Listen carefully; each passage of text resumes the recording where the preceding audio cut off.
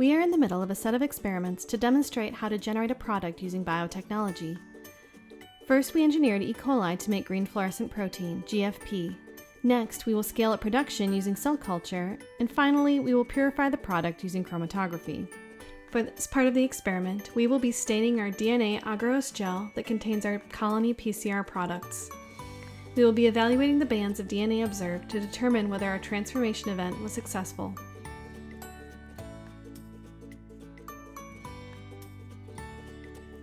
Transfer your gel into a large, clean plastic weigh boat. Cover the gel with dilute stain solution. Stain for 5 minutes on an orbital shaker to gently agitate the gel.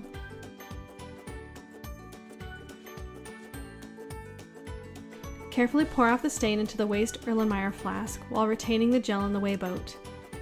Cover the gel with fresh distilled water and de-stain for at least 20 minutes with gentle shaking. Longer periods will yield better results.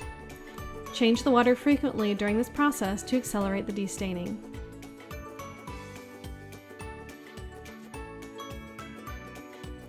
Carefully pour off the remaining liquid. Visualize the results on a white light visualization system. DNA will appear as dark blue bands on a light blue background.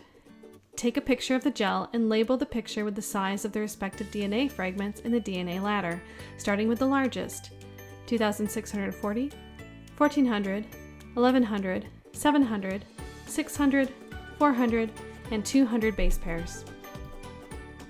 Use the DNA ladder to estimate the size of the DNA bands in each control and student sample.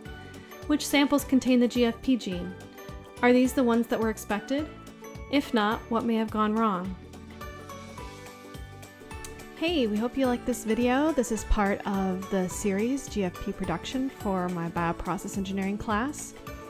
We would like to acknowledge the kit from Edvotech, EdvoKit number 323, GFP Transformation Extension Colony PCR that this work is based off of.